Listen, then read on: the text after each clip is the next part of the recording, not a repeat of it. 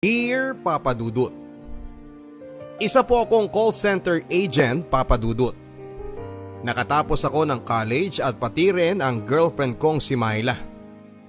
Ako po si Edmond at matagal na rin ang relasyon naming dalawa ng girlfriend ko.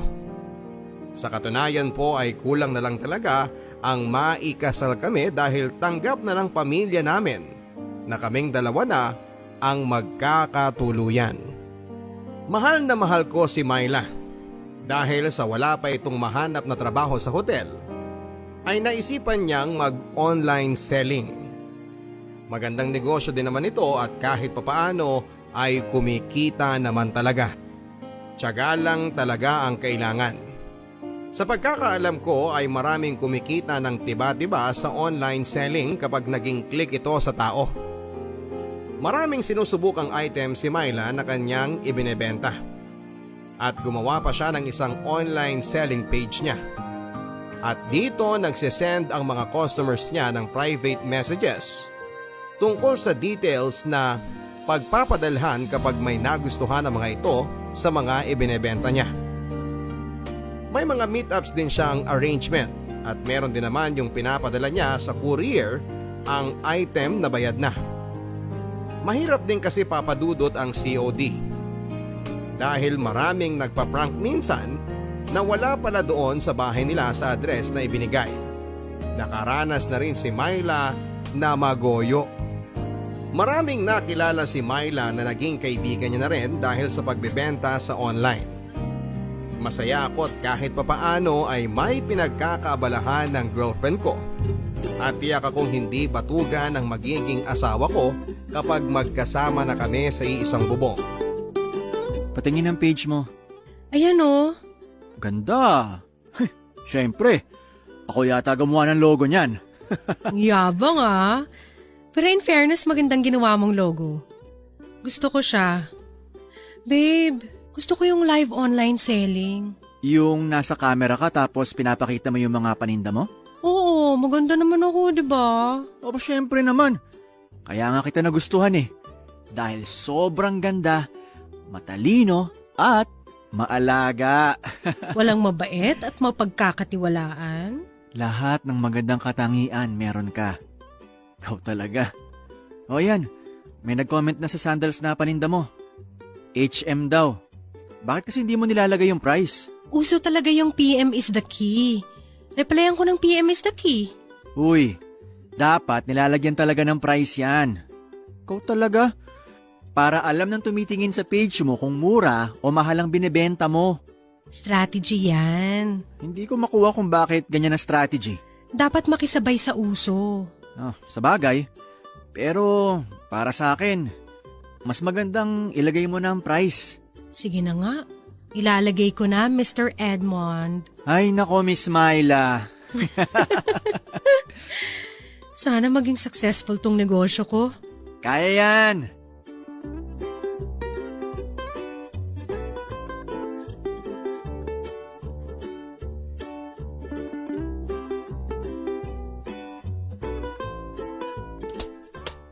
Wow! Dami mong pinapaka. Oo nga eh, maraming bumili. Ito bayad na to, ipapaship ko. Pero itong isang to, meet up ko na lang kasi nasa Metro Manila lang naman. Gusto mo ba akong isama? Wag na, kaya ko na to. May dala pala akong ulam. Niluto ni Mama. Ibigay ko daw sa'yo. I-microwave mo na lang mamaya para mainit pagkain nyo. Si tita talaga nag-abala pa. Siyempre! Love ka kaya nun? Sandali lang babe ha, sasagutin ko lang tong tawag. Sige lang babe. Hello? Yes, Sir Lawrence. Ngayon mo ba i-deliver ang item, miss? Opo sir, pinapako na po yung item ninyo. Gusto ko yan. Ipak mong mabuti, ha? Siguraduhin mong maayos yan pagdating sa akin. Oo naman po, pero maingat po ako. Yan ang gusto ko, maingat. Sige sir, I'll see you around 4 p.m. po. Excited na ako dyan sa item ko. Nice to hear that, sir. Sana masatisfy kayo sa product ko. Sana. Sige, sir. Salamat ulit. Bye po! Okay, bye.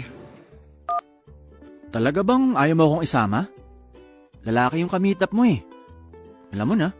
Kaya kong sarili ko, huwag ka mag-alala. Para naman akong bata.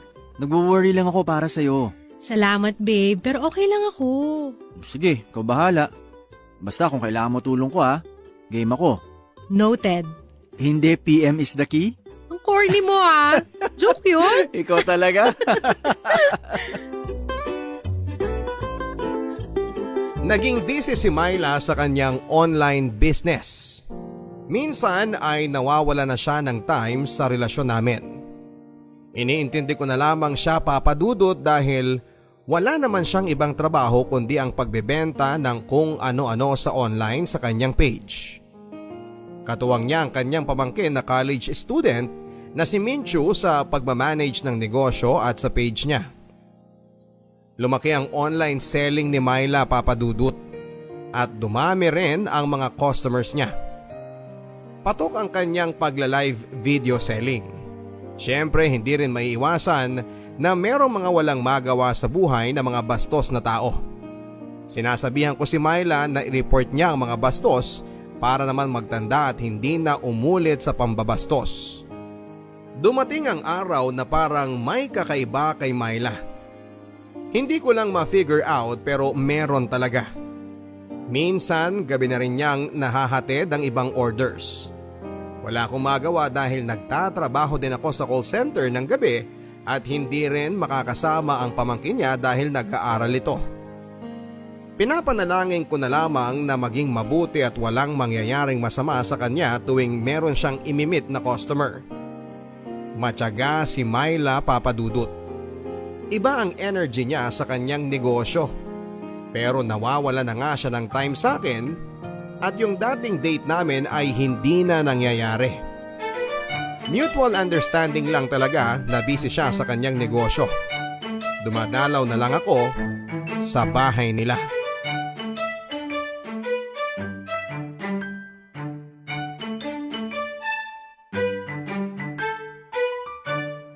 Menchu, asan ang tita Myla mo? Merong ka-meet up, kuya. Pero gabi na. Saan daw? Di ko alam, wala kasi siyang sinabi kung saan. Tawagan mo na lang kaya, kuya. Sige.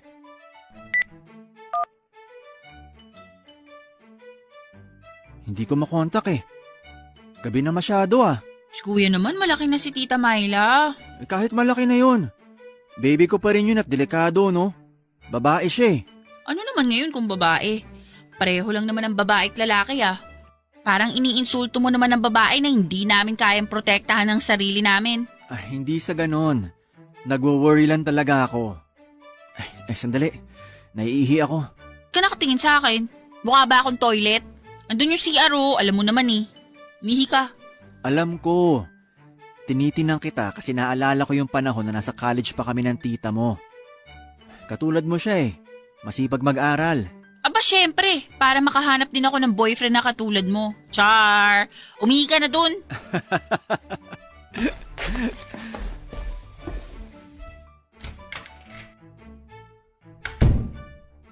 Ano to? Pregnancy test kit? Sinong buntis? Positive ba nakasabi? Buntis si Myla? Hindi kaya si Menchu?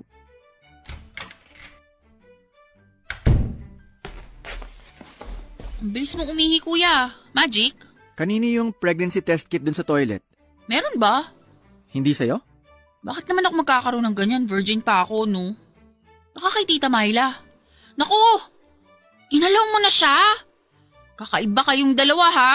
Susumbong ko kayo kina lolo at lola. Buntis ang tita Myla mo. Ano? Magkaka-baby na kami. Talaga lang, ha? Bakit hindi pa sinabi ni Tita Myla sa'yo? Baka naghahanap lang siya ng tiyempo. Surprise, ganun. Sa bagay. So magpapakasal na kayo niyan? Ano pa nga ba?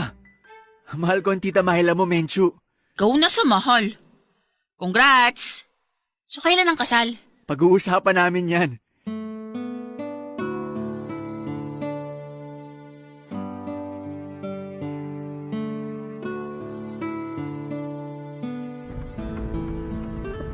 Babe, tumataba ka. Oo nga Wala ka bang sasabihin? Edmond? Bakit ka ba natatakot? Alam ko na. Nakita ko sa toilet ang pregnancy test kit. Ano, Edmond? Ilang buwan na si baby. Alam mo, sobrang saya ko na magiging ama na ako. Kailan natin sasabihin sa mga magulang natin ang tungkol sa pagbubuntis mo? Ay, kailangan na natin magpakasal, Myla, habang hindi pa lumalaki ang tiyan mo. Oo nga. Sasabihin natin. Magpapakasal na tayo. Saya-saya ko. Sobrang saya ko. Oh, baby, kapit ka lang ha. Excited na si Daddy na makita ka. Mahal na mahal ka ni Daddy. Oh, tears of joy ba yan?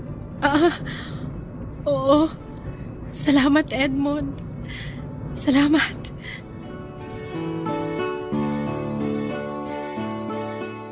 Yung confirmed na magkaka-baby na kami ng kaisa-isang babaeng mahal ko, Papa Dudut, ay sobrang saya. Lalo na noong pumayag siyang magpakasal na nga kami. Ang usapan kasi namin noon ay kapag magiging stable na kami sa isa't isa ay saka na kami magpapakasal. Ang kaso ay nabuntis ko siya at dapat kong panagutan yon. Hindi naman mahirap na ipaalam namin sa aming mga magulang ang tungkol sa pagbubuntis ni Myla. Dahil matagal na naman kaming magkasintahan at tapos na kami sa pag-aaral at may trabaho na ako. Pero Papa Dudut, may napapansin lang ako kay Myla. Parati siyang balisa at wala sa kanyang sarili. Siguro dala yun ang kanyang pagbubuntis. Maselan lang siguro kaya ganon siya, nagiging masungit din. Gusto ng mga magulang namin na magkarbo ang kasal namin. Kaya naman naisipan nila na after ng mapanganak ni Myla ang bata kami magpapakasal.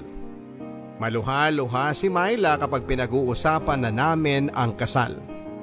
Tears of joy na naman pero isang malaking palaisipan sa akin kung bakit nagbago si Myla. Hindi na genuine tingnan ang mga ngiti niya. Para bang may tinatagong lungkot sa kanyang mga mata.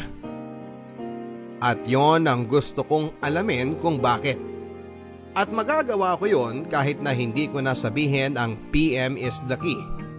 Dahil engaged na ako sa babaeng mahal na mahal ko, Papa Dudut. Nakapag-decide si Myla na itigil na muna ang kanyang online selling. Hindi na siya nagpo-post ng mga panibagong item para ibenta. Ang sabi niya gusto niyang magpahinga para mas maalagaan ang bata sa kanyang sinapupunan. Natuwa naman ako dahil baby ko ang batang iluluwal na at inaalagaan na magiging maayos ang kanyang pagbubuntis. Naipanganak ni Myla ang baby namin. Lalaki. Ginawa ko kaagad na junior si baby kahit ayaw ni Myla. Issue talaga kay Myla na huwag gawing junior si baby pero talo siya dahil gusto ng mga magulang namin na gawing junior na si baby. Ang napag-usapan ay isasabay ang kasal sa binyag ng anak namin. Dati, ang hilig-hilig ni Myla sa Sokmed. Pero noong magkaanak na kami, ay binura na rin niya ang kanyang account at nanatili na lamang siya sa loob ng bahay namin para alagaan si baby. Tinatanong ko siya kung magtatrabaho ba siya kapag makakalakad na si baby. Ang sabi niya ay ganon ang balak niyang mangyari. Nagtataka din ako, Papa Dudut, dahil nakikita ko pa rin ang online selling page ni Myla. Hindi niya nabura ang page dahil may ka-co-admin siya. Ang pamangkin niya na si Menchu. May isang lalaking nagngangalang Lawrence ang parating nagko-comment sa mga paninda ng PM Sen. Parang araw-araw ay may comment na ganon kaya naman kinausap ko na si Menchu.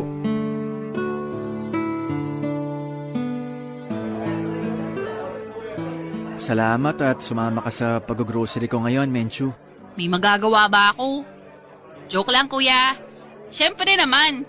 Basta may pakain at milk tea, solve na ako. Magiging pearl na yung mukha mo. Grabe naman yan. Hindi ba sa akin talaga nagmana si junior ko? Sa totoo lang ha, hindi nyo kamuka. Mana kay Tita Myla lahat. Pagiging lalaki lang naman na ni baby sa'yo eh. Hindi ah. Tinatanong nyo ako tapos ayaw nyo tanggapin yung sagot ko. Oo naman, Parang nakuha ni baby yung tenga mo. Tenga lang? Ilang milk tea ba per body part, ha? Ay, nako, Menchu. Teka, hindi ba co-admin ka ng online store ng Tita Myla mo?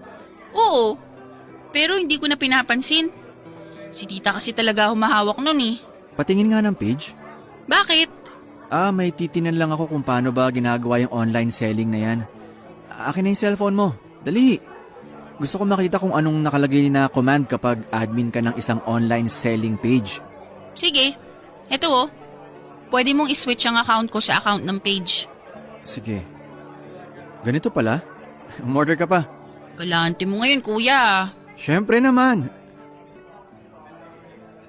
Kuya, okay ka lang? Oo. Lalim ng iniisip mo ah. Gusto mo bang buhayin ang online selling ni Tita Myla? Basta game ako, milk tea lang. Pag-iisipan ko. Sige.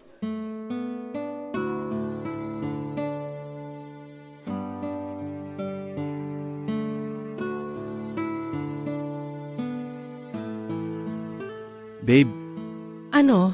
ayaw mo bang buhayin ng online selling mo? Magtatrabaho na lang ako. Dati kasi, lakas ng energy mo para sa online selling mo eh. Bigla-bigla ka na lang nawala ng energy. Hindi ba ang sabi ko sa'yo, ang focus ko na yung pagbubuntis ko? Ngayon, naipanganak mo na si baby. Pagod ako, babe. Gusto ko matulog. Ikaw na muna magbantay sa bata. Ayoko na rin mag-online business. Dami manloloko dyan.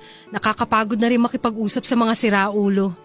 Dapat, seller, sure buyer relationship lang naman yon. Kapag hindi sure, wag na kausapin. Ganun lang naman yun eh. Bakit ba, Edmond? Nabibwisit ka na ba dahil ikaw lang ang kumikita sa ating dalawa? Hayaan mo. Maghahanap ako ng trabaho kapag nakakalakad na si baby. Hindi naman sa ganon. I trust you.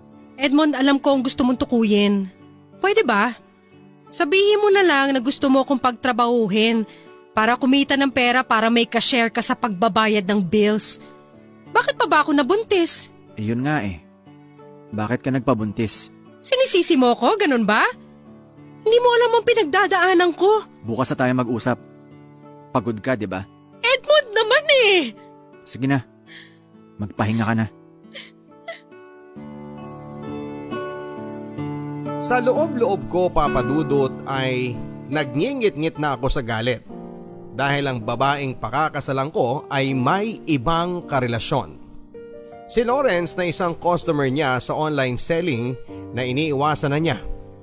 Tinignan ko ang mukha ni Lawrence at ang mukha ng junior ko. Kaya pala hindi ko kamukha ay kamukha pala ni baby si Lawrence. Kaya pala parang balisa si Myla at hindi niya kaagad pinaalam sa akin ang tungkol sa pagbubuntis niya.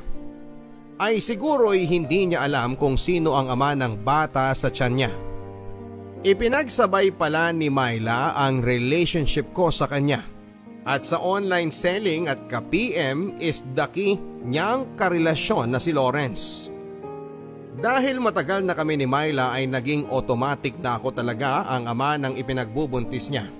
Dahil ako lang naman ang ipinakilala niyang boyfriend sa mga magulang niya. Itinago ni Myla sa akin ang lahat hanggang sa mga anak siya.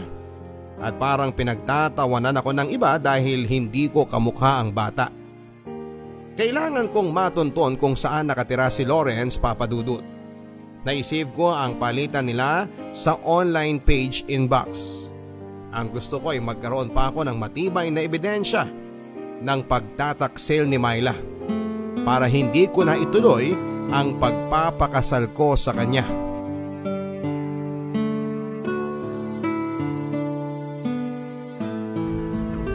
Kuya, yung milk tea ko baka nakakalimutan mo. Hindi nasa listahan na yon. Mahirap pa magkaroon ng asawa, kuya.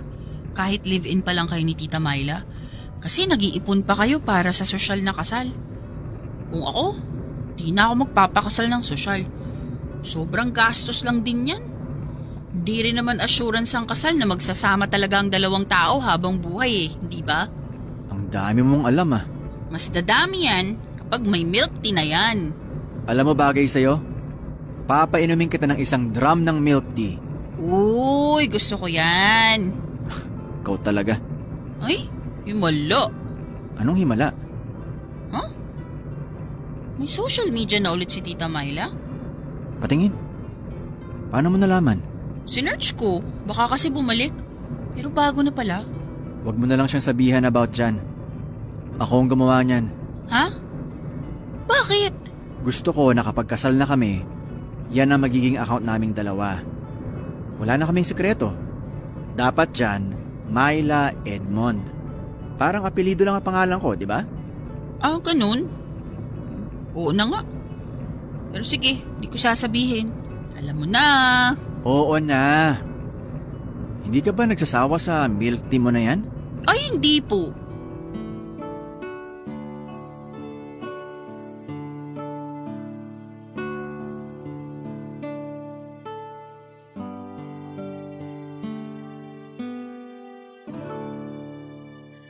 Sana naman ang lakad mo. Para sa kasal natin. Isang buwan na lang pala. Oo nga eh. Ang gastos. Pasensya na. Okay lang. Ano ka ba? Ang importante makasal ako sa babaeng mahal ko. At hindi ako kayang pagtaksilan. Hindi ba? Oo naman. Bakit sumagi yan sa isip mo? Hindi ko alam. Everybody has a secret pero malaki ang tiwala ko sa'yo. May anak na nga tayo, di ba? Oo, Edmond. May problema ba? Oh, sige na. Mauna na ako para makauwi rin ako ng maaga. Sige. Mag-ingat ka. Ako pa. Sila mag-ingat sa akin.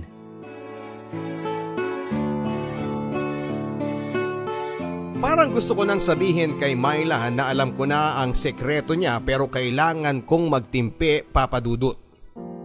Gusto kong makaharap ang lalaki na dahilan kung bakit nagtaksil sa akin si Myla. Bakit kailangan pang humantong sa ganito ang lahat? Ang simpleng PM is the key ay naging daan sa isang pagtataksil. Patuloy pa rin ang paghahanda ng lahat para sa kasal at sa binyag ng anak ni Myla. Masakit sa dibdib ko tuwing nakikita ko ang bata, ang bunga ng kanilang pagtataksil.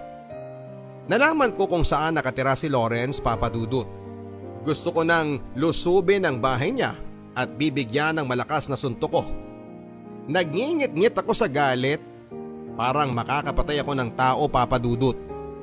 Ang hirap pala kung alam mo nang niloloko ka at alam mo kung sino ang mga taong nanloloko sa'yo. Umaapoy sa galit ang loob ko. Eto na yung pagkakataon kong kumprontahin si Lawrence. Sinira nila ang masayang buhay ko. Sinira nila ang plano ko sa buhay, Papa Dudut. Paano na ang mga magulang namin na excited na sa kasal namin ni Myla? Paano na si baby na ayaw ko nang ibigay ang pangalan ko dahil hindi ko naman siya anak? Paano na ang gastos ko para sa binyag at sa kasal na isa palang malaking scam? Abala na ang lahat dahil malapit na ang kasal at binyag, Papa Dudut. Hindi ko pa masabi na ayaw kong ibigay ang pangalan ko. Nagdadalawang isip pa rin ako kung itutuloy ko ang pagpapakasal kay Myla o hindi. Hindi po biro na patatawarin ko na lamang siya sa ginawa niyang panloloko sa akin. Dahil sa loob ng maraming taon na nakikipagrelasyon ako sa kanya, ay hindi ako gumawa ng bagay na ikakasakit ng puso niya. At naging tapat ako sa kanya, Papa Dudut. Nakipag-message ako kay Lawrence gamit ang dami na SOCMED account ni Myla. Tumawag siya. Ang sabi ko bilang si Myla na huwag tumawag dahil kasama ko parati ang boyfriend ko at ayaw kong malaman na makikipagkita ako sa kanya. Nangyari ang tagpong ito 1 linggo na lamang bago ang itinakdang kasalan namin ni Myla, Papa Dudut. Walang kaalam-alam si Lawrence sa akin at ako lang ang nakakakilala sa kanya. Lumapit ako at nagpakilala akong boyfriend ni Myla.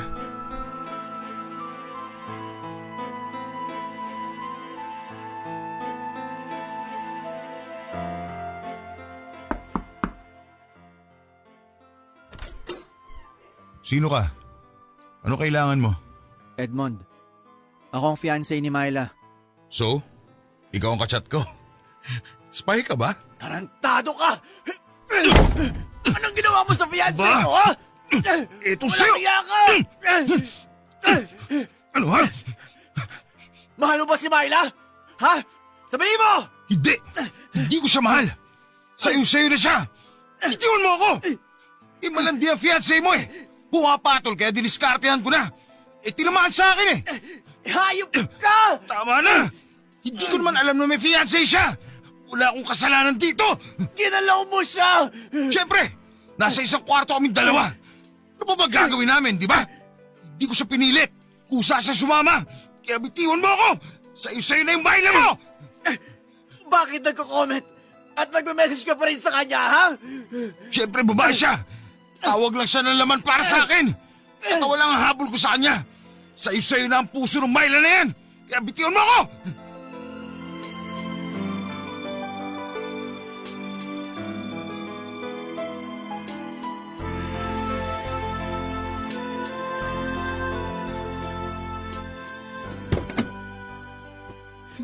Hi, Kuya!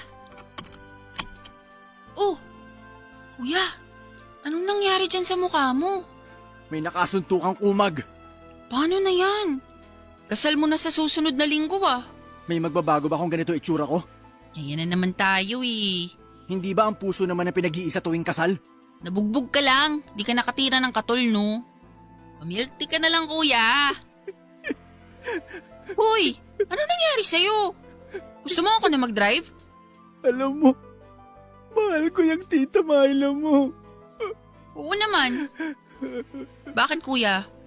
May bala ka bang hindi ituloy ang kasal dahil sa pagkakabugbog mo? Pwede naman siguro. Pangit mo ngayon eh. Parang hindi kaya ng concealer yan. Ang gusto ko lang naman, ang umibig ng tapat. At ibigin ako ng tapat. Yun lang naman eh. Sabihin mo nga, ano pang problema? Alam kong honest ka. At marunong ka magtago ng sikreto. Oo naman. Menchu, may ibang lalaki ang tita Myla mo. We, Nakaharap ko. Kaya itong nangyari. di ako naniniwala. Baka nagkamali ka lang. Maling akala lang yan. Sa palagay ko, siya ang tunay na ama ni Baby. Hala, Kaya yung tukso nyo na parang walang minana sa akin si Baby. Dahil hindi talaga akong ama ni Baby. ano ba yun? Totoo? Sinabi ko kay Menchu na nagpaplano na akong sabihin kay Myla na alam ko na. Ang hindi ko lang alam kung mapipigilan ko ang sarili ko na kainin ng galit dahil sa lahat ng kawalanghiyaan na ginawa niya sa akin, Papa Dudut. Ang sabi ni Menchu na pag-isipan kong mabuti ang lahat at huwag magpadalos-dalos sa desisyon. Na mas magandang pakinggan din ang side ni Myla kung bakit niya nagawang pagtaksilan ako at ano pa talaga ang nangyari between her at kay Lawrence. Mabuti na lang talaga at nariyan si Menchu. Kung hindi ay baka isa na akong bulkan na sumabog sa harapan ni Myla.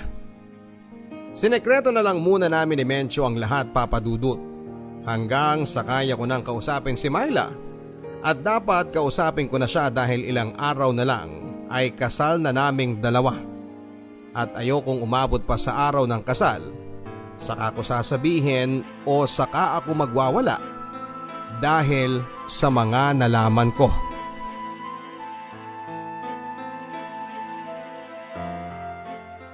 Gabi na, napadalaw ka pa. May mga tinapos lang ako kaya medyo ginabi. Si Junior mo tulog na. Kanina pa. Hindi siya magulo ngayong araw kaya hindi ako masyadong na-stress sa kakabantay sa kanya.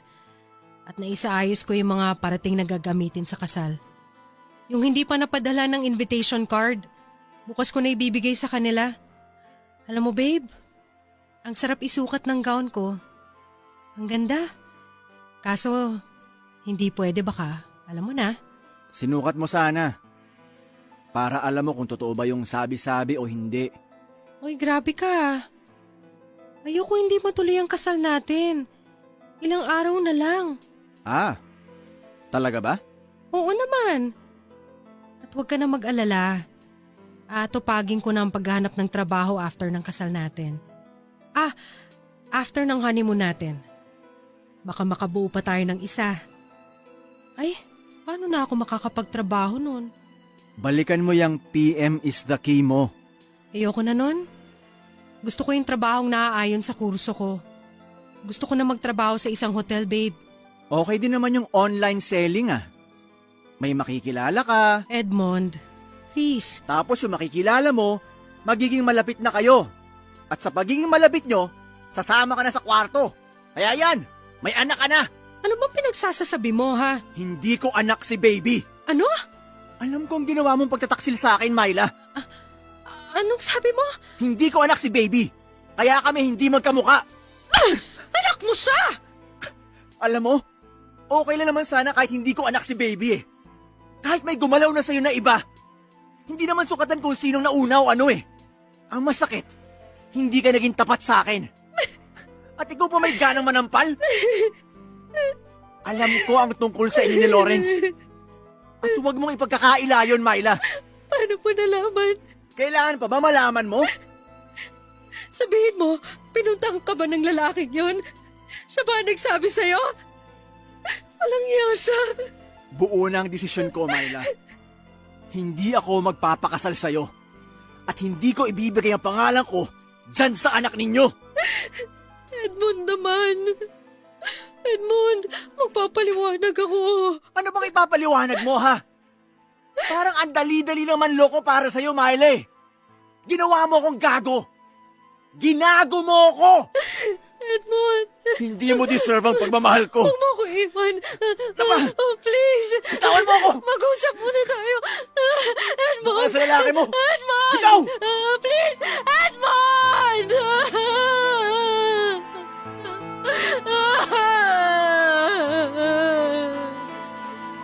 Pinigilan kong umiyak ng araw na yon, Papa Dudut. Pero nang lumabas ako ng bahay nang maisara ko ang pintuan, ay kusang lumuha ang mga mata ko. Sobrang sakit sa puso ko.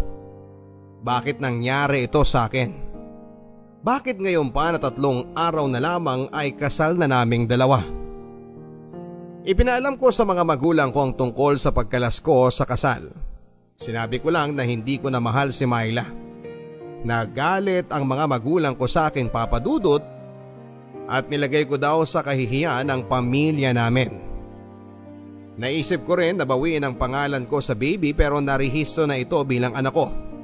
At junior na ang bata. Alam ko na walang kasalanan ng bata. Pero parang ang sakit lang na ang bunga ng pagtataksil ng mapapangasawa ko ay ginawa ko pang junior. Tama lang ba ang ginawa ko, Papa Dudut? Hindi ba masyadong ang sama ko naman na ayawan ng kasal kahit na 3 araw na lamang at kasal na namin? Para sa akin, mas okay nang hindi ko sinabi ang tunay na dahilan sa pagkalas ko sa kasal namin ni Myla. Kahit paano'y gusto ko pa rin na malinis ang tingin sa kanya ng ibang tao. Kahit pa nagmukha akong masama sa harapan ng mga magulang ko at kamag-anak at maging sa pamilya ni Myla. Palaisipan sa akin noong sinabi ko sa kanya na alam ko ang pregnancy test niya at nagbago na siya. Yung hindi na genuine ang ngiti niya at may lungkot na ang mga mata niya. Kaya pala ganon dahil sa hindi ko pala anak ang baby niya. Kinausap ko ang mga magulang ni Myla, Papa Dudut. Humingi sila ng paumanhin kung ano man ang nagawa ni Myla, kung bakit kumalas ako dahil sa pagkakakilala nila sa akin ay mabait akong tao at hindi ko nilalagay ang kapwa ko sa alanganin. Alam nila na may malaki kaming problema, ang hindi lang nila alam ay kung ano ito. Pero buo na po ang desisyon ko at hindi na magbabago. Sabi pa ng magulang ni Myla na tingnan daw sana ang matagal naming pagsasama ng anak nila at sana ay hindi ko iurong ang kasal. Umaasa pa rin ang pamilya ni Myla na itutuloy ko ang kasal pero issue po sa akin ang katapatan, Papa Dudut. Maraming pagkakataon sana na sinabi niya sa akin ang tungkol kay Lawrence. Ang tungkol sa bata pero hindi. Kahit napapansin ng mga tao na hindi ko kamukha ang bata, ay hindi pa rin niya sinabi ang katotohanan. Kung ang kasama mo ay sinungaling, magiging kasinungalingan din ang inyong pagsasama at ayoko ng ganon. Kung sinabi lang ni Myla ng maaga ang lahat, siguro ay napatawad ko siya at matutuloy ang kasal. At kahit na hindi ko anak ang bata ay aakuin ko, pero sobrang tagal na. At sa kahuli-hulihan ay hindi pa rin siya umamin nang hindi ko kusang sinabi sa kanya ang nalalaman ko.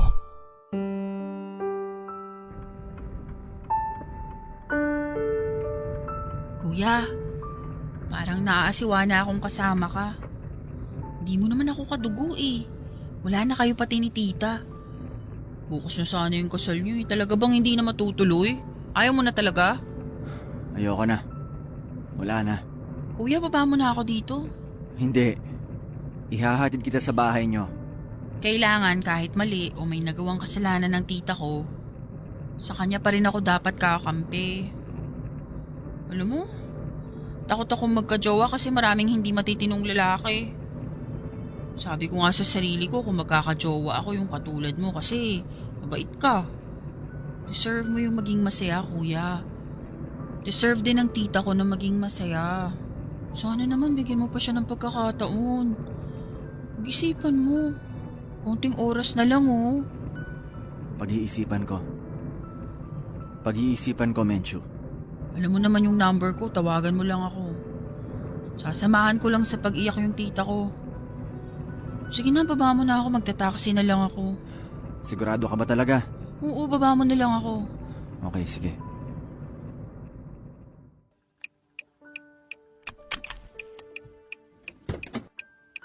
Hintayin ko yung tawag mo, kuya ha. Sige. Salamat.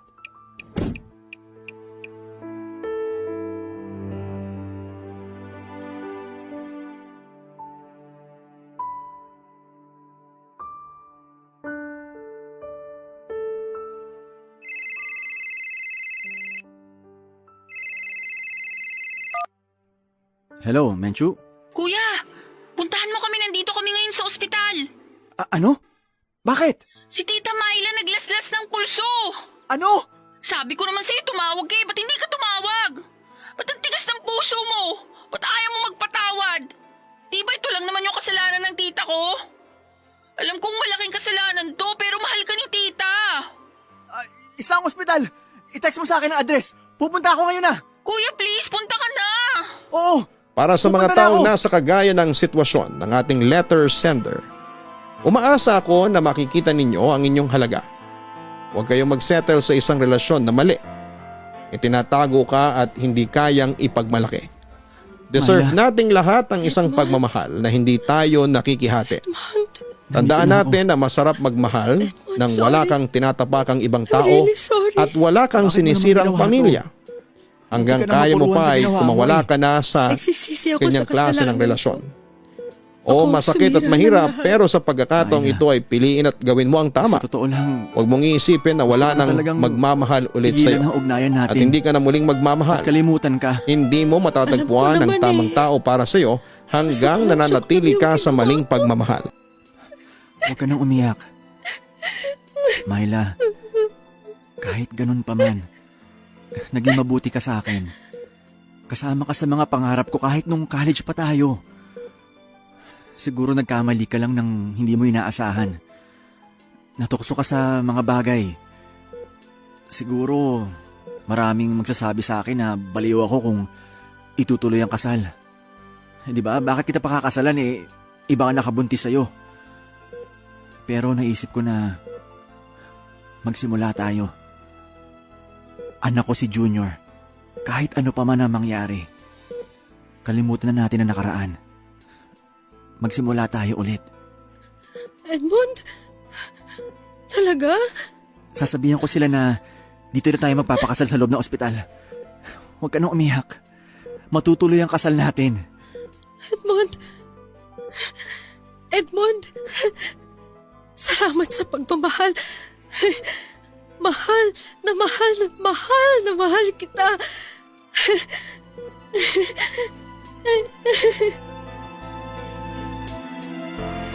Ako, si Myla at si Menchu lang ang nakakaalam tungkol kay Lawrence at sa baby.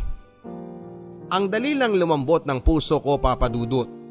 Tama rin naman kasi ang sabi sa akin ni Menchu at ng mga tao sa paligid na dapat ko ring isaalang-alang ang mga taon na nagsama kami.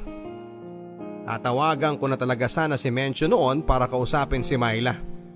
Naunahan lang ako ng paglaslas ni Myla. Tatanggapin ko na sana siya at bibigyan ng second chance.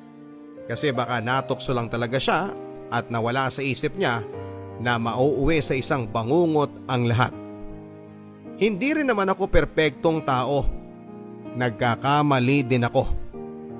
Natuloy ang kasal at binyag sa loob ng ospital, Papa Dudut. Kami-kami lang ng pamilya ko at pamilya ni Myla ang nandoon. Hindi ko na inisip pa ang nakaraan.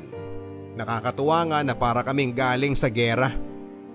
May mga pasa ako dahil sa mga tama ng suntok ni Lawrence at siya naman ay ang paglalaslas niya ng pulso.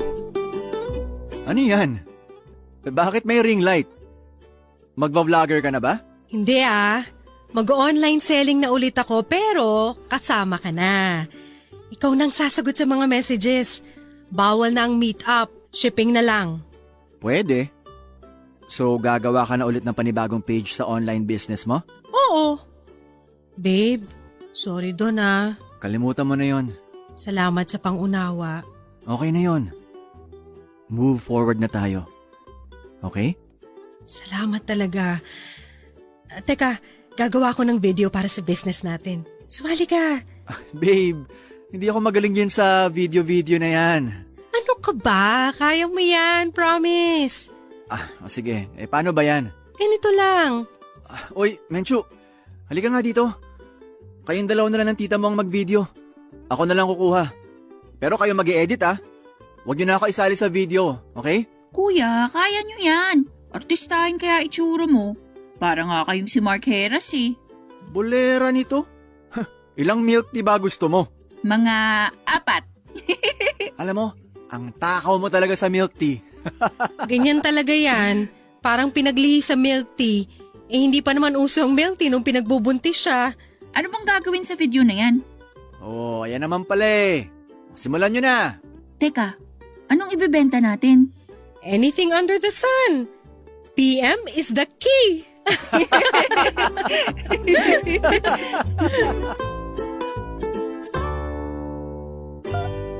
Wala na kaming balita kay Lawrence, Papa Dudut.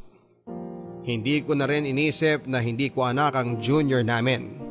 Masaya ako sa pamilya ko sa ngayon kahit na minsan itong muntik nang masira at hindi matuloy na magiging asawa ko si Myla. Sana kahit papaano ay may nakuhang aral ang ating mga kapuso sa ibinahagi kong kwento. Naging successful ang online selling namin ni Myla, Papa Dudut. Si Menchu naman ay tapos na rin sa kolehiyo. Hindi muna siya nagtatrabaho at ang online selling muna ang inatupag niya dahil malaki po ang kinikita namin. Marami po kaming naging customers, ang iba po ay nagiging reseller na rin namin sa probinsya. Minsan ang isang negosyo ay bumagsak kasama ang moral ng tao at minsan naman ay umaangat. Dapat alam natin kung papaano paggalawin ang isang business, mapa-online man ito o hindi, at kapag may pinapatakbo kang negosyo, huwag mong sakyan ng ibang business na ikakasira ng business mo at ng buhay mo. Ang inyong kapuso at kabarangay, Edmond. Kumusta kayong lahat? Ako po si Toren, turning 51 this July, loyal subscriber mo since 2022. At may mga napakinggan na rin akong kwento sa mismong radio drama program mo. Sa totoo lang ay gusto kong i-share sa inyo ang love story ko. Pero hindi ko alam kung ipapadala ko ba ito o hindi. Sinusumpong kasi ako ng hiya dahil medyo sensitive ang love story ko. Pero dahil naman sa marami akong napakinggang horror stories, sa Papa Dudut YouTube channel ay naisip man kong i-share na lang muna sa inyo ang nakakatakot kong experience. Hindi ko po alam kung sadyang malas ba ako sa mga kotse o sadyang nagkataon lang na yung mga horror experience ko ay naganap sa loob at labas ng isang kotse.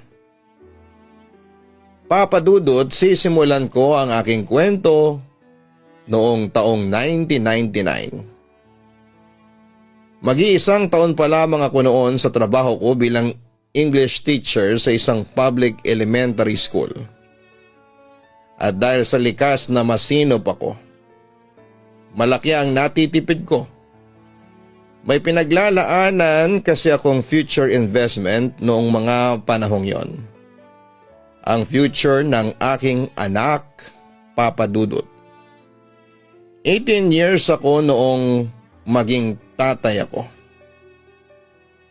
Nagkaroon ako ng anak sa isang ex-prostitute na naging yaya ng bunsong kapatid ko.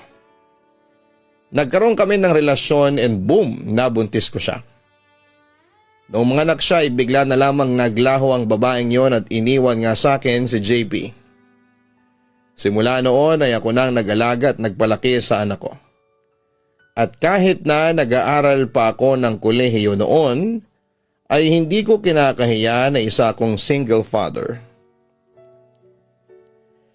Anyway, mabalik tayo sa kwento. Pangarap ko talagang magkaroon ng sariling kotse at alam ko para sa akin ay mas maganda ang mga old model na sasakyan. Binili ko yung sasakyan noong 1999 at ang sabi ng may-ari sa akin ay ibibenta niya lang sa akin ng 40,000 pesos. Natuwa naman ako kasi sobrang mura ng sasakyan at ang sasakyan niyang ito ay model Nissan Altima 1993. Wala naman akong naramdamang kakaiba sa kotse kaya hindi ko na inalam kung second hand ba itong nabili ng may-ari or third hand na. Hinabili niya sa akin na siya na raw ang gagastos sa pagpapachange ng pangalan ng kotse basta raw bilhin ko na sa madaling panahon. Goods naman siya at okay ang pagpapatakbo ng makina. Kaya nung araw ding yon ay nagkaroon na kami ng deal. And to make the story short, isang araw, yung anak ko ay naglalaro sa loob ng bagong sasakyan na bili ko. By the way, 6 years old na ang anak ko. Pumasok siya sa loob ng kotse at ilang minuto pa ang lumipas ay kusa na lamang umandar ang kotse. Para bang may kausap ang anak ko.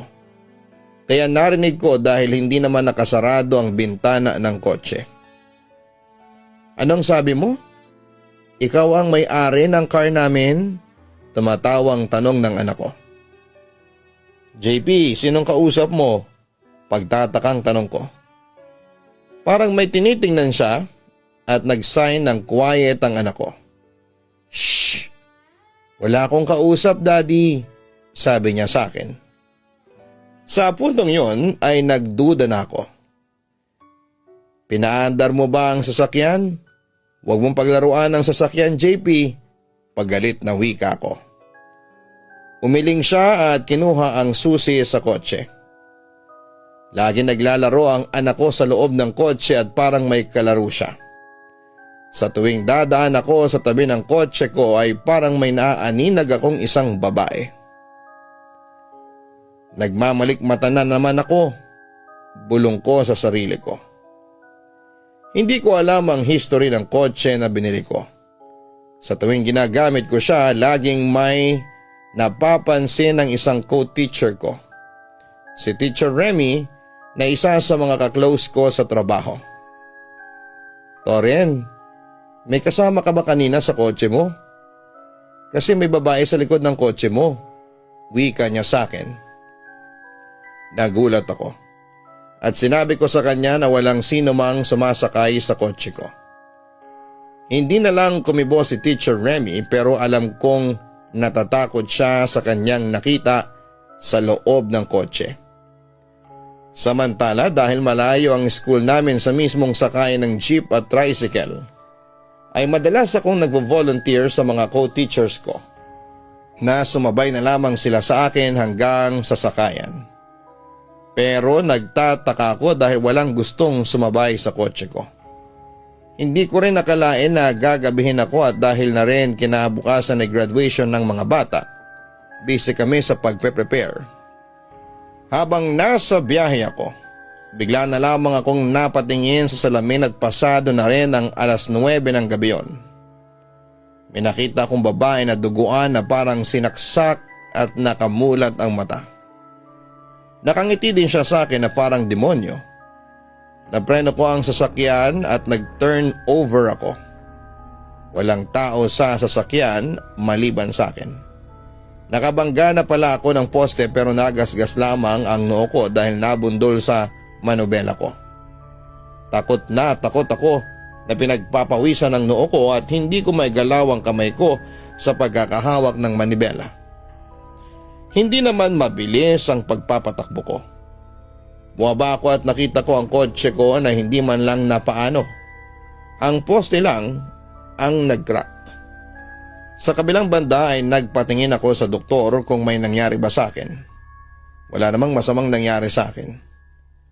Pagkatapos noon, Papa Dudut, ay sunod-sunod ang kamalasan ang nangyari sa akin.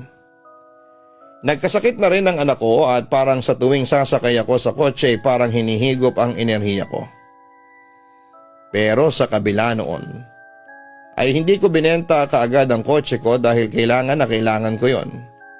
Hindi ko na lang yun madalas na ginagamit at saka pinabindisyonan ko ang kotse ko sa pare. Siyempre bilang Katoliko ay naniniwala ako sa kapangyarihan ng Diyos. Kaya umasa akong nawala ng masamang enerhiya sa loob ng kotse ko.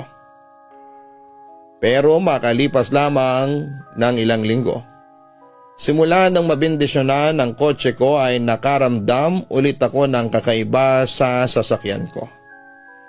Hindi nawala yung bad energy at sa tuwing nagmamaneho akong mag-isa, palagi kong nararamdaman na may kasama ako sa loob. Kaya naging madalang ang paggamit ko sa kotse ko.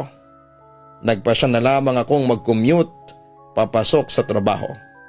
At ginagamit ko na lamang ang kotse ko sa mga espesyal na okasyon o di kaya ay road trips ng pamilya at barkada. Sa kabilang banda ay napagpasyahan ng mga magulang ko na magbakasyon kami sa Tagaytay. Ako, ang anak ko, sina mama at papa at yung bunso kong kapatid na si Eldred. Si Papa ang nagpasyang magmaneho noon dahil siya ang nakakaalam ng ruta papunta sa Tagaytay. At yung sasakyan ko ang ginamit namin noon.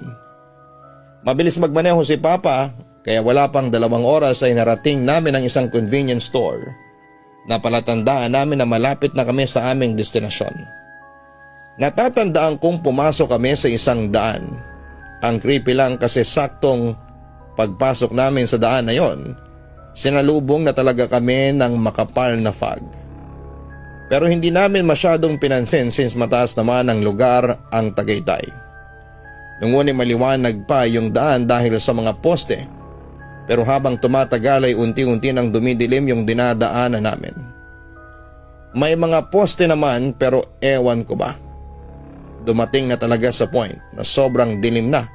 At kung walang ilaw ang kotse namin baka hindi na namin nakita yung daan. Walang umiimik sa amin at nagdire-diretso pa rin si Papa sa pagdadrive. Hanggang sa napansin na namin yung daan na parang paliit ng paliit. Napaka-weird. Ramdam ko na kinakabahan na rin si Mama kaya nag-decide siya na bumalik na kami since wala rin kaming makitang building na nakatayo. So eto na nga. Hindi pa natatapos doon ang story kasi pagbuelta namin para bumalik, hindi nagbabago yung daan o yung paligid. Sobrang dilim pa rin at sa tagal ng pagdadrive ni Papa, hindi pa rin kami nakakalabas sa daan na yon. So nagsalita si Mama noon na mukhang naliligaw na kami. O kaya naman ay parang napaglalaroan na kami ng engkanto o masamang espiritu. Hanggang sa bumilis yung takbo ng sasakyan namin and then hindi na makontrol ni Papa yung sasakyan. Parang may nagpapaandar noon na hindi namin nakikita. We decided na mag-pray that time, yun na lang yung kaya naming gawin. Mamayang kaunti ay napalingon ako sa bintana ng sasakyan na nasa tabi ko.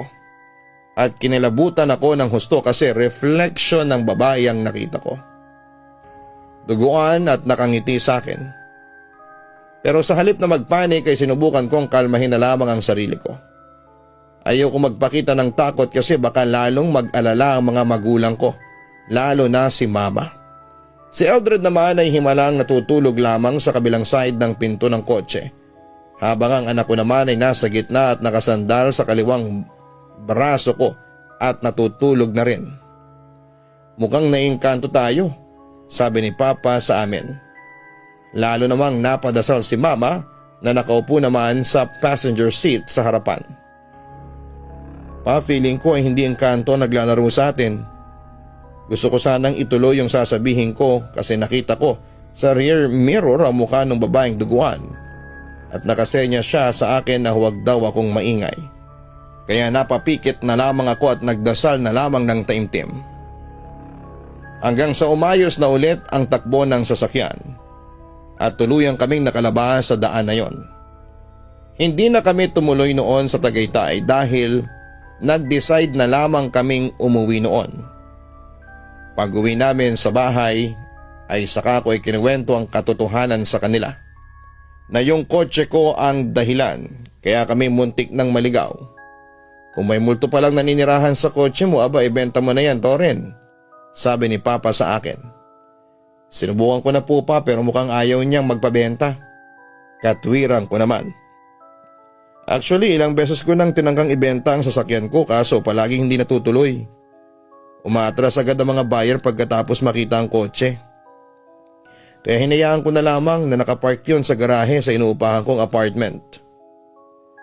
Kaya pala siguro minamalas ka, anak. Kung ako sa'yo, ipascrap mo na lang yung kotse mo kung wala nang may balak na bumili. Para naman matahimik na ang buhay ninyo ng apo ko. Pangungumbinsi naman sa akin ang aking ina. Pero syempre, Papa Dudut, hindi naman ganong kadali yon.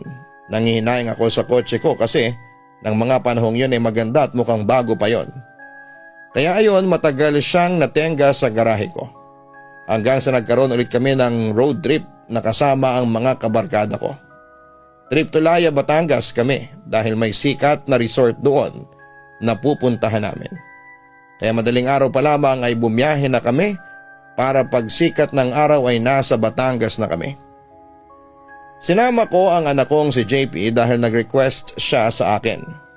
Natawa pa nga yung mga tropa ko sa akin kasi lahat sila, mga binata at dalaga pa. At wala pang responsibilidad sa buhay. Ang concern pa nila ay baka hindi ko raw ma-enjoy ang bakasyon kasi may kasama akong bata. Samantala 3 kotse ang dala-dala namin at isa na roon ang kotse ko.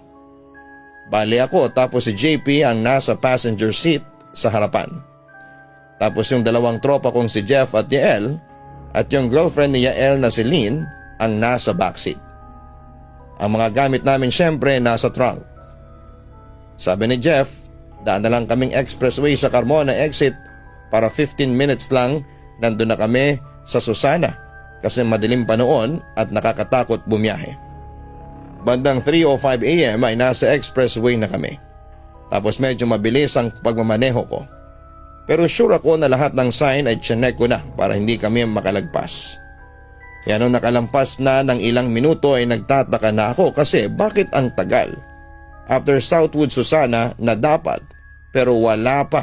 So inisip ko na baka nakalagpas kaya alert na ako para sa alabang na lamang kami e-exit. Pero ilang minuto na ang lumipas ay wala pa rin tapos ay nagtaka ako. 3:25 AM na noon. Nagulat ako at nakita ko na nasa Batangas na kami. Imagine 20 minutes nasa Batangas agad kami. Kinabahan ako. Napansin naman yun ni Jeff kaya sinuggest niya sa akin na umikot na lamang kami para labas daw ng Santo Tomas. Tapos ay U-turn na lang kami para makabalik kami. Nang makarating kami sa toll ay nagtanong ako sa babae doon at same lang din ang sinabi niya sa sinabi ni Jeff.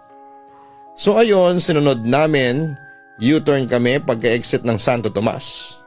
Tapos pabalik na kami sa express. Dito na nagsimula yung kababalaghan. Lahat halos ng sign at exit binabasa ko at napansin kong hindi na kami makaalis doon. Nagtataka kami bakit panay iba ang exit ang nakikita namin ang haba na ng nababaybay namin noon at hindi ko alam kung gaano na katagal ang biyahe namin. Hanggang sa nalagpasan na namin yung exit ng Lipa. Nagtaka ako bakit pagkalampas namin ay wala akong nakikitang kahit na ano. Kahit yung mga kotse na kasalubong namin, wala talaga. Tapos wala din kaming kasabay. As in kami lang ang mag-isang bumabiyahe sa daan, imposible hindi ba? That time may kabado na kami. Kasi super dilim kami na lamang ang sasakyan na naroon. At kahit silip na kami ng silip sa likod ay wala talagang ilaw kaming makita. Maski establishments, wala, maski sign ay wala. Mga 30 minutes din siguro ang nakalipas at nag-panic mode na ako. Hindi ko na alam kung gaano katagal na kaming naroroon. Hanggang sa napagdesisyonan ni Jeff na ibaligtad ko daw ang damit ko. Uminto kami saglit at binaligtad ko ang damit ko. Ginising ko rin ang anak ko at tinulungan ko siyang magbaliktad ng damit. Ganon din sina Jeff at Yael. Nagbaliktad na rin ng damit si Lynn at ang boyfriend niya, ang nagsilbing cover niya para hindi namin makita na nakahubad siya. At nung lahat kami ay nagbaliktad na ng damit, ayun medyo may nakita na kaming mangilang-ilang sasakyan. Pero super kaunti pa din. Wala pa din kaming nakikitang kahit ano pero sa ilang sasakyan. Basta binabaybay pa din namin ang highway. 30 minutes nang nakalipas, nagpapanik na ako kasi panay laybay ang nakikita namin. Sumubaba na ako at nanghingi ng tulong sa mga dumaraang sasakyan. Nakahazard na kami noon tapos may flashlight na kong dala. Kaso ni isa ay walang bumababa sa amin. Mga 10 din siguro sasakyan ang dumaan pero may intervals bawat daan nila. Siguro mga after 2 minutes tapos pawala na ang gas namin noon kaya bumalik na ako sa loob. Napansin naman ako ni Jeff na namumutla kaya lumabas na rin siya para alalayan ako. Pagkatapos noon ay biglang may nakita kaming patrol sa malayo. Buwaba ito at doon humingi na kami ng tulong. Pero napansin ko na tingin ang tingin yung isang pulis sa loob ng kotse ko. Kumaway naman at bumati si Nael at Lynn. Tapos yung anak ko ay nagising na rin at nakatingin sa amin. "Overloading kayo sir," sabi ng pulis sa akin. "Dapat hanggang 5 lang ang pasahero ng sasakyan ninyo," dagdag pa niya. Nagtaka naman ako. "5 naman kami bossing," sagot ko. "6 kayo sir. Yung sa passenger seat sa harapan dapat isa lang ang sakay nun. Bakit 2? Asawa niyo po ba yung kasama ng bata?" Sa puntong yun ay namutla na ako. Pagtingin ko ay walang kasamang anak ko pero nakita ko sa reflection niya. Sa katabi niyang salamin ng bintana ng kotse, 2 silang nasa passenger seat. Si JP at sa tabi niya ay ang babaeng duguan na multo sa loob ng sasakyan ko. Dahil sobra akong natulala, si Jeff na lamang ang sumalo sa akin at siya na ang kumausap sa pulis. Tapos nangako ang pulis na gagabayan daw niya kami sa daan sa pamamagitan ng pagbuntot namin sa pulis mobile. Si Jeff na rin ang pinagmaneho ko dahil pagod na ako ng mga oras na yon. Doon na rin ako umupo sa backseat at hindi ko na namalayan na nakatulog na ako habang bumabiyahe kami. Samantala nang makarating kami sa aming destinasyon, may kinuwento sa akin si Jeff. Kaya daw siya buwaba kasi may napansin daw siya sa mga sasakyang dumaraan sa amin habang nasa labas ako. Nagpa-flashlight naman ako sa mga dumaraang kotse pero wala daw siyang nakitang tao na nagmamaneho. Nakaramdam raw siya ng takot kaya sinamahan na raw niya ako noon sa labas. Samantala dahil sa alam ko yung multo sa kotse ko ang salarin kaya kami naligaw papuntang Batangas kaya pagkatapos ng outing namin ay pinascrap ko na ang sasakyan ko at ibinenta ko na lamang by parts yung sasakyan. Hindi na ako nang hinayang kasi yung nangyari sa amin sa Batangas ang pinaka-limitasyon ko. Nangako na lamang ako sa sarili ko na mag-iipon na lamang ako at bibili na lamang ng bagong sasakyan. Pero Papa Dudut, Napansin ko na parang malas yata ako sa kotse kasi kahit na na-scrap na yung kotse ko.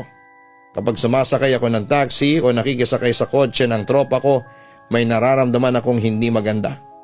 Na para bang lahat ng kotse ay may naninirahan na multo o masamang elemento. Brand new man ito o segunda mano.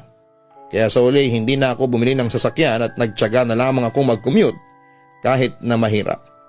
Ayoko nang maulit pa yung naranasan ko sa haunted na kotse ko noon. Papa Dudut, eto lamang ang may babahagi ko sa inyo. Totoong karanasan ko ito at nasa inyo na lamang kung maniniwala kayo o hindi sa kwento ko. Muli maraming salamat at isang magandang gabi sa inyong lahat. Lubos na gumagalang, Toren.